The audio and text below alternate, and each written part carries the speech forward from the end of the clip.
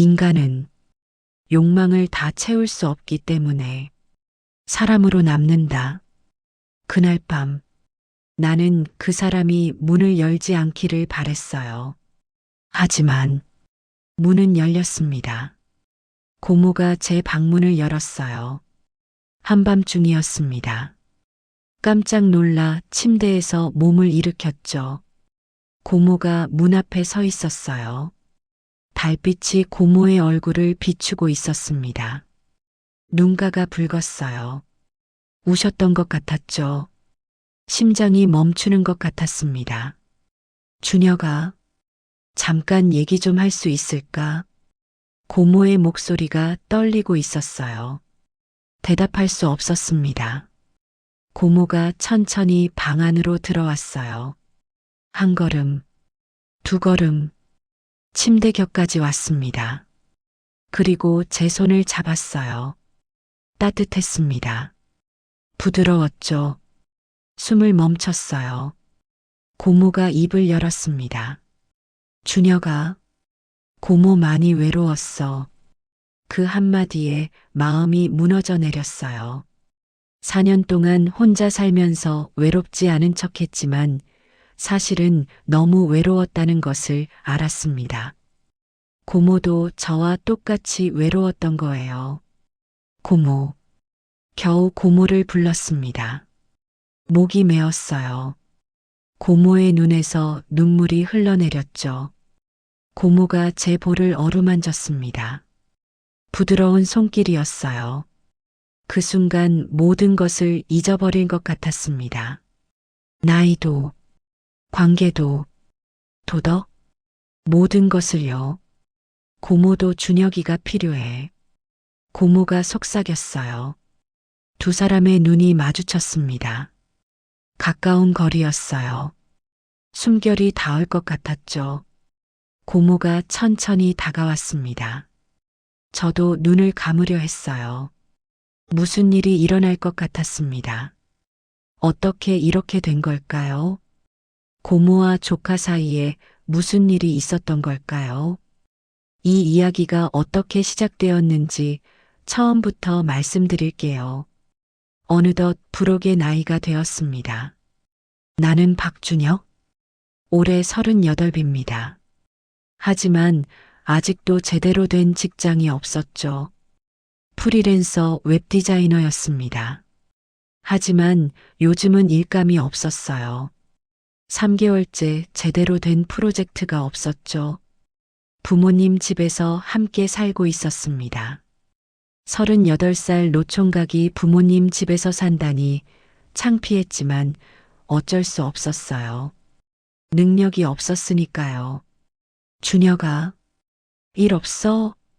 어머니 목소리가 들렸습니다. 네, 엄마. 요즘 일이 안 들어와요. 아이고, 이 녀석이. 한숨 소리가 들렸어요. 아버지도 한마디 하셨죠. 38 넘어서 뭐 하는 짓이냐. 창피해서 가슴이 찔렸습니다. 아버지 죄송합니다. 거실로 나갔어요. 텔레비전만 멍하니 보고 있었습니다. 준혁아, 이번 추석에는 할머니 댁 꼭 가야 한다. 아버지가 말씀하셨어요. 네. 솔직히 가기 싫었습니다. 명절만 되면 친척들 잔소리가 시작되거든요.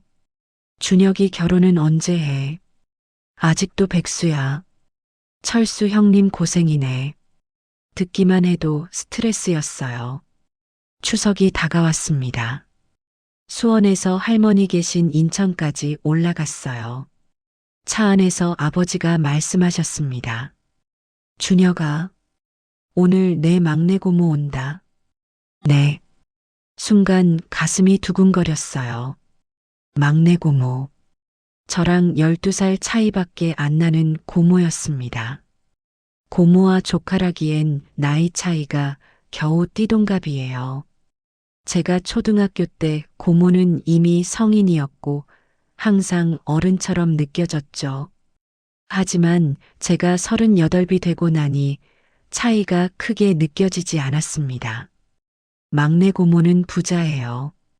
4년 전 사고로 돌아가신 고모부가 사업가였거든요. 상속받은 건물들이 있었고 고모는 임대업을 하고 계셨습니다. 말 그대로 부자였죠. 막내 고모. 오랜만이네. 중얼거렸어요. 어릴 때부터 막내 고모는 저를 많이 예뻐해 주셨습니다. 12살 차이라 누나 같기도 하고 고모 같기도 했죠. 할머니 댁에 도착했어요. 친척들이 모여 있었습니다. 아버지는 5남매 중 장남이셨어요. 한 번 모이면 정말 바글바글했죠. 준혁이 왔네. 와, 오랜만이다. 인사를 나눴습니다. 하지만 곧 시작됐어요. 예상했던 그 질문들. 준혁아, 결혼은 언제 해? 아직도 프리랜서야? 38인데. 웃으며 대답했지만 속으로는 답답했어요. 또 시작이구나. 그때였습니다. 현관문이 열렸어요. 언니들, 오빠들 다들 잘 지내셨어요? 목소리가 들렸습니다. 고개를 돌렸죠. 막내 고모가 들어오고 있었어요. 순간 숨이 멎었습니다. 50살이라고 믿기지 않을 정도로 아름다웠거든요. 세련된 코트에 우아한 헤어스타일. 얼굴에는 주름이 거의 없고 피부는 윤기가 흘렀어요. 40대 초반처럼 보였습니다. 고모 정말 안 늙으셨네. 고모가 저를 발견했어요. 어머, 준혁이. 환하게 웃으며 다가왔습니다. 그리고 자연스럽게 저를 껴안았어요. 고모에게서 향수 냄새가 났습니다. 부드러운 품이었죠. 우리 준혁이가 벌써 38이라니. 세월 빠르다 준혁아. 그치 고모. 진짜 시간이 너무 빨리 가요. 포옹을 풀고 고모를 봤습니다. 근데 고모는 왜 이렇게 예뻐? 나이를 안 먹는 것 같아. 주름 봐라, 나도 진짜 많이 늙었지. 50인데. 아니야, 고모는 진짜 안 늙었어. 너무 예뻐요. 진심이었습니다. 고모가 웃었어요. 우리 준혁이는 말만 잘하네. 고모가 아버지한테 다가갔습니다.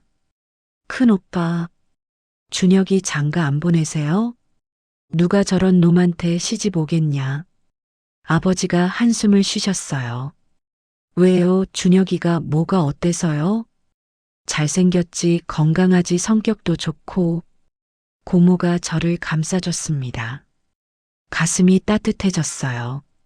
아버지가 말씀하셨습니다. 됐고, 서연아. 내가 쟤 좀 서울로 데려가면 안 되겠냐? 일도 좀 시켜주고. 순간 귀가 쫑긋해졌어요. 서울로. 고모네로. 어머, 좋죠, 큰오빠. 준혁이가 와서 일도 도와주면 나야 땡큐지. 고모가 흔쾌히 답했습니다. 그리고 저를 봤어요. 준혁아, 고모 밑에서 일 배워볼래? 조용히 듣고 있다가 대답했습니다. 네. 고모가 받아주시면요. 솔직히 기분이 좋았어요. 엄마 아빠 잔소리하는 집에서 사는 것도 지겹고 하지만 능력이 없어서 지금까지 독립을 못했는데 막내 고모네 가서 살면 너무 편할 것 같았거든요. 고모가 받아주시면 무조건 갈게요. 고모가 환하게 웃었어요. 그래, 좋아. 명절 지나고 짐 싸서 올라와. 준혁아. 응, 고모. 가슴이 뛰었습니다. 새로운 시작이 될 것 같았어요. 명절이 끝나고 수원으로 돌아왔습니다. 짐을 싸기 시작했어요. 많지 않았습니다. 옷가방 2개면 충분했죠. 준혁아, 잘 다녀와라. 고모한테 패 끼치지 말고. 어머니가 당부하셨어요. 응, 엄마 걱정 마세요. 아버지도 한마디 하셨습니다. 이번 기회 놓치지 마라. 알았냐? 내 아버지. 드디어 서울로 올라가는 날이었어요. 전철을 타고 서울에 도착했습니다. 고모가 차로 마중 나왔어요. 준혁아, 왔어. 응, 고모. 차가 출발했습니다. 서울 외곽 쪽으로 향했어요. 준혁아, 집에 가서 짐부터 풀고 식사하자. 고모 집에 도착했습니다. 언덕 위에 있는 대형 빌라였어요. 40평은 되어 보였죠. 집이 이렇게 커 고모. 역시 부자는 달라. 혼자 살기엔 너무 큰 게 문제야. 고모가 쓸쓸하게 웃었어요. 현관문을 열고 들어갔습니다. 넓은 거실, 큰 주방, 방도 여러 개였어요.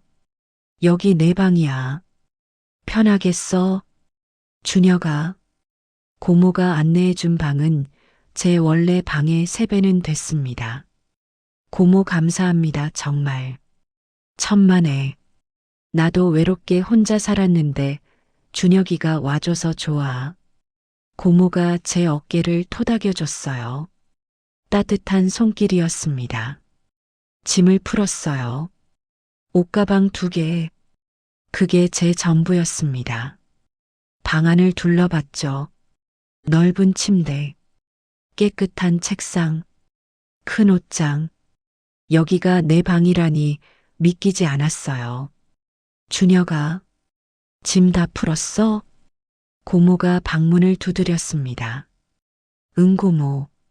거의 다 풀었어. 그래. 그럼 나와. 저녁 먹자. 거실로 나갔어요. 식탁에는 음식이 차려져 있었습니다. 불고기를 비롯한 여러 반찬들. 고모, 이걸 언제 다 준비했어? 너 오기 전에 미리 준비했지. 앉아. 고마워, 고모.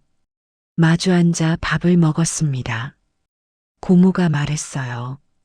준혁아, 내일부터 일 나가는 거 알지? 어렵지 않아. 천천히 가르쳐 줄게. 고모, 근데 뭐 하는 건데? 건물 관리야. 내가 빌딩 3개 있거든. 임대 관리하고 세입자들 응대하고 청소 상태 체크하고 그런 거야. 처음엔 좀 헷갈릴 수 있는데 금방 익숙해질 거야. 응, 열심히 할게. 이런 집에서 살면 뭐든 잘할 수 있을 것 같아. 고모가 미소 지었어요. 우리 준혁이 착하네. 식사를 마치고 설거지를 했습니다. 고모가 씻는 동안 제 방으로 들어갔어요. 침대에 누워 천장을 바라봤죠. 이제부터 고모랑 같이 사는구나. 가슴이 두근거렸습니다. 어릴 때부터 좋아했던 고모. 그 고모와 같은 집에서 살게 됐어요. 다음 날 아침이었습니다.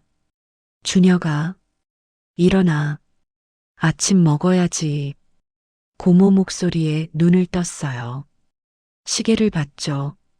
아침 7시. 일찍 일어나는구나. 씻고 거실로 나갔습니다. 식탁에 아침이 차려져 있었어요.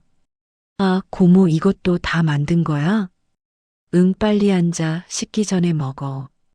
아침을 먹으며 고모를 봤습니다. 화장을 살짝 했는데 정말 아름다웠어요. 흰색 블라우스에 검은색 슬랙스. 50살이라고 믿기지 않았죠. 진짜 40대 초반 같아. 준혁아? 왜 내 얼굴에 뭐 묻었어? 아, 아니야. 그냥 고모 예쁘다고 생각했어. 에이, 거짓말. 난 나이 들었는데. 진짜야. 고모 진짜 예뻐. 내 또래라고 해도 믿겠어. 고모가 웃었어요. 우리 준혁이는 말은 잘하네. 며칠이 지났습니다. 일도 점점 익숙해졌어요. 고모가 잘 가르쳐줘서 금방 배웠죠. 매일 아침 고모가 아침을 차려주고 같이 출근하고 같이 퇴근하고 같이 저녁 먹었습니다. 준혁아 불편하진 않아? 어느 날 저녁 고모가 물었어요. 아니, 전혀 너무 편해. 다행이다. 나도 준혁이 있으니까 외롭지 않아서 좋아. 고모도 외로웠어? 응. 남편 죽고 4년 동안 혼자였거든. 고모의 표정이 어두워졌어요. 친구들 만나도 결국 집에 혼자 들어오잖아. 근데 준혁이 와서 정말 좋아. 집에 사람이 있으니까. 나도 좋아, 고모. 부모님 집에서 잔소리 듣는 것보다 훨씬 좋아. 고모가 웃었어요. 그래. 그럼 계속 여기 살자. 응, 고모만 괜찮다면 난 너무 좋아. 일주일쯤 지났을 때였습니다. 어느 날 오후 혼자서 일을 마치고 일찍 집에 왔어요. 고모 나왔어. 대답이 없었습니다. 고모 어디 갔나? 거실을 지나가는데 안방 쪽에서 소리가 들렸어요. 흐느끼는 소리였습니다. 멈칫했죠. 고모. 조심스럽게 안방 문 앞에 섰어요. 문이 살짝 열려 있었습니다. 고모가 침대에 앉아 있었어요. 사진을 보며 울고 있었죠. 돌아가신 고모부 사진이었습니다. 가슴이 아팠어요. 고모가 많이 외로웠구나. 조용히 문을 닫고 제 방으로 갔습니다. 옷을 갈아입고 있었는데 뒤에서 문 열리는 소리가 들렸어요. 준혁아 왔어? 고모였습니다. 깜짝 놀라 돌아봤죠. 고모의 눈가가 붉었어요.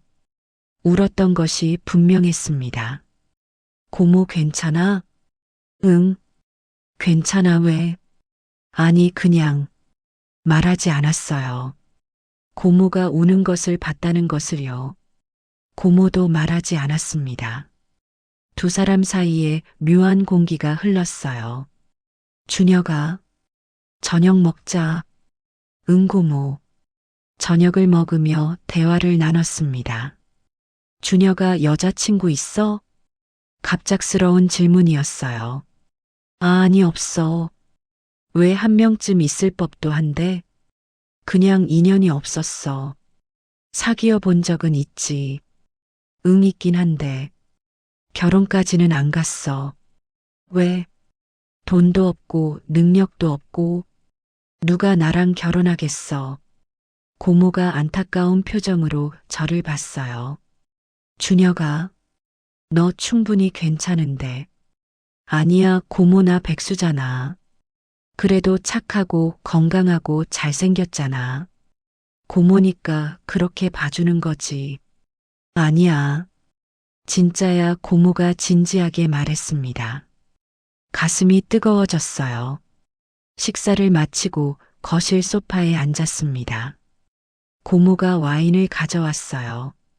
준혁아, 한잔 할래? 응, 좋아. 두 사람은 나란히 앉아 와인을 마셨습니다. 고모가 말했어요. 준혁아, 고모 이야기 좀 들어줄래? 응, 고모 말해.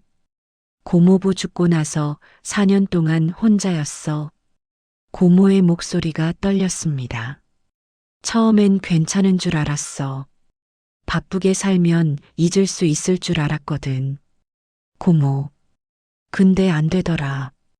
밤마다 외로웠어. 누군가 옆에 있으면 좋겠다고 생각했어.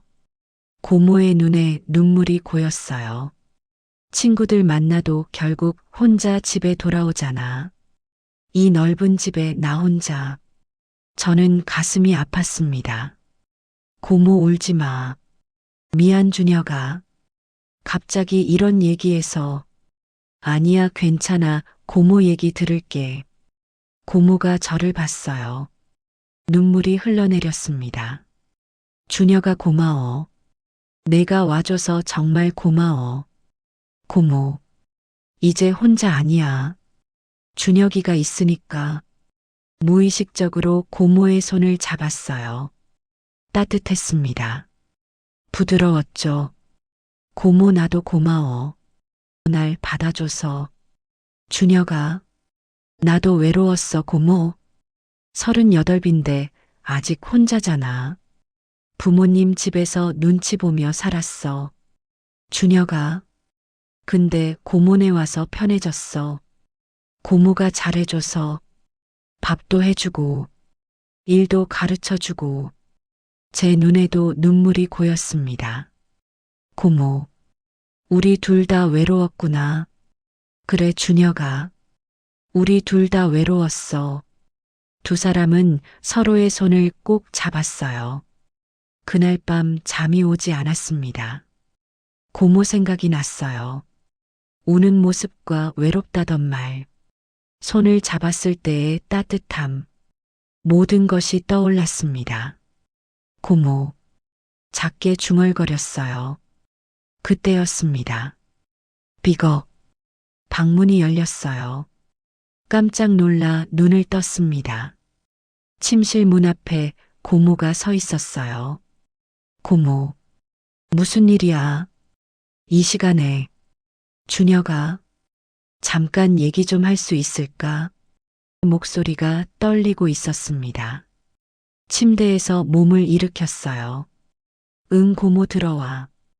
고모가 천천히 방 안으로 들어왔습니다. 한 걸음, 두 걸음, 침대 곁까지 왔어요.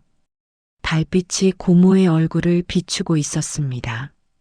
눈가가 붉었어요. 또 우셨던 것 같았죠. 고모 왜 또 울었어? 준혁아. 고모가 제 손을 잡았습니다. 따뜻했어요. 부드러웠죠. 많이 외로웠어. 그 한마디에 마음이 무너져 내렸습니다. 4년 동안 혼자 살면서 외롭지 않은 척 했지만 사실은 너무 외로웠어. 누군가 곁에 있으면 좋겠다고 매일 생각했어. 근데 아무도 없었어. 고모의 눈에서 눈물이 흘러내렸어요. 준혁이가 와줘서 정말 고마워. 이제 혼자 아니야. 무의식적으로 고모의 어깨를 감싸 안았습니다. 고모 괜찮아, 내가 있잖아. 고모가 제 품에 얼굴을 묻었어요. 훌쩍이는 소리가 들렸습니다. 고모의 등을 토닥여줬어요.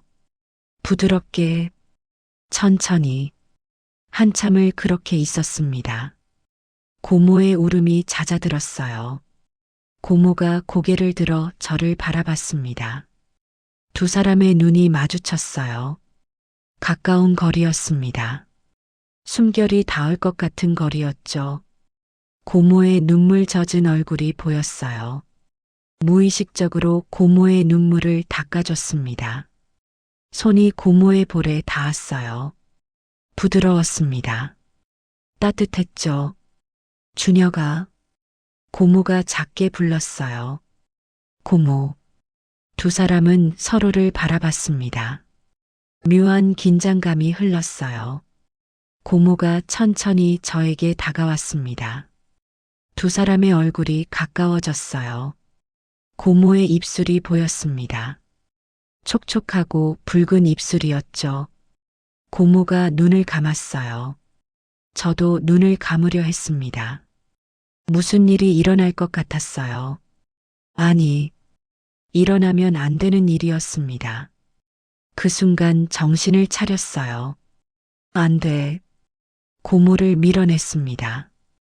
부드럽게 하지만 단호하게. 고모 이러면 안 돼. 고모가 눈을 떴어요. 당황한 표정이었습니다. 준혁아. 고모 나도 알아. 고모 마음 나도 똑같거든. 목소리가 떨렸어요. 나도 외로워.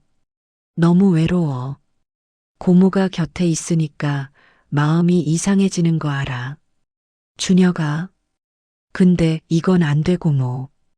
한숨을 쉬었습니다. 고모는 고모야. 아버지 여동생이야. 내 고모야. 준혁아. 나도 미치겠어. 고모 보면 심장이 뛰고, 목소리 들으면 가슴이 두근거리고, 제 눈에 눈물이 고였어요. 근데 그래서 더 안 돼. 선을 넘으면 돌이킬 수 없어. 고모의 손을 꼭 잡았습니다. 나는 고모 곁에 있을게. 외로우면 언제든 얘기해. 근데 이건 안 돼. 우리는 가족이니까. 고모의 눈에서 눈물이 흘러내렸어요. 알아, 준혁아. 내가 잘못했어. 아니야, 고모 잘못 아니야. 나도 준혁이 좋아해. 그래서 다가간 거야. 알아. 나도 알아. 근데 맞아. 안 되는 거야. 우리는 고모가 눈물을 닦았습니다. 미안해, 준혁아. 내가 이상한 짓을 했어. 아니야, 괜찮아. 두 사람은 서로를 바라봤어요. 슬픔과 아쉬움이 담긴 눈빛이었습니다. 고모 방으로 가, 늦었어. 응, 알았어. 고모가 일어났습니다. 그리고 문 앞에서 멈췄어요. 준혁아. 응. 오늘 밤은 잊지 않을게. 근데 다시는 이러면 안 돼. 우리. 그래, 알았어. 고모가 조용히 문을 열고 나갔습니다. 텅 빈 침대에 혼자 남았어요. 고모의 향기만 남은 이 공간에서 멍하니 천장을 바라봤습니다. 심장이 아직도 빠르게 뛰고 있었어요. 아슬아슬한 순간이었습니다. 조금만 더 갔으면 돌이킬 수 없었을 거예요. 스스로가 대견했습니다. 멈출 수 있어서요. 하지만 한편으로는 아쉬움도 있었어요. 정신 차려, 박준혁. 고개를 저었습니다. 고모라고. 아버지 여동생이야. 아무 일도 없었어. 아무 일도 없어야 해. 눈을 감았어요. 하지만 잠은 쉽게 오지 않았습니다. 아침이 밝았습니다. 늦게 일어났어요. 거실로 나가니 고모가 아침을 준비하고 있었습니다. 고모 안녕. 준혁아, 일어났어? 밥 먹어. 고모가 웃으며 말했어요. 하지만 눈이 부어 있었습니다. 어젯밤에 울었나 봐요. 고모 괜찮아? 응, 괜찮아. 왜? 아니, 그냥. 둘 다 어젯밤 일을 모른 척 했습니다. 함께 아침을 먹었어요. 어색했지만 참았죠. 준혁아. 응, 고모. 어젯밤 일은 잊자. 내가 외로워서 그랬어. 알아, 고모 괜찮아. 앞으로 그런 일 없을 거야. 걱정 마. 응, 알았어. 두 사람은 서로를 바라봤습니다. 슬픔과 안도가 담긴 눈빛이었어요. 며칠이 지났습니다. 고모와 저는 다시 평범한 일상으로 돌아왔어요. 아침을 먹고 출근하고 퇴근하고 저녁을 먹고. 하지만 무언가 달라졌습니다. 서로를 보는 눈빛이 달라졌어요. 말은 하지 않았지만 둘 다 알고 있었습니다. 마음속에 무언가가 생겼다는 것을요. 고모. 어느 날 저녁 제가 말했어요. 응, 준혁아. 우리 이렇게 계속 살자. 가족으로. 그래, 준혁아, 가족으로. 고모가 웃었습니다. 저도 웃었어요. 하지만 두 사람의 눈빛에는 아쉬움이 담겨 있었습니다. 말하지 못한 감정, 넘지 못한 선, 그것이 두 사람 사이에 있었어요. 오늘의 사연은 여기까지입니다. 38살 조카와 50살 고모의 이야기였어요. 두 사람은 선을 넘지 않았습니다. 아니요, 넘을 수 없었습니다. 가족이었으니까요. 하지만 서로의 외로움을 알게 됐어요. 앞으로 어떤 일이 일어날지는 아무도 모릅니다. 여러분은 준혁의 선택이 옳았다고 생각하시나요? 아니면 솔직한 감정을 따랐어야 한다고 생각하시나요? 사랑에는 나이가 없다고 합니다. 하지만 넘어서는 안 되는 선도 있죠. 그 경계에서 멈춘 두 사람의 이야기가 여러분의 마음에 어떤 울림을 주었으면 좋겠어요. 다음 사연에서 두 사람에게 어떤 일이 일어나는지 기대해 주세요. 이 사연이 마음에 드셨다면 좋아요와 구독 부탁드립니다. 알림 설정까지 해주시면 새로운 사연을 놓치지 않으실 수 있어요. 여러분의 작은 응원이 더 좋은 사연을 만드는 힘이 됩니다. 댓글로 여러분의 생각도 남겨주세요. 다음 사연에서 또 만나요. 감사합니다.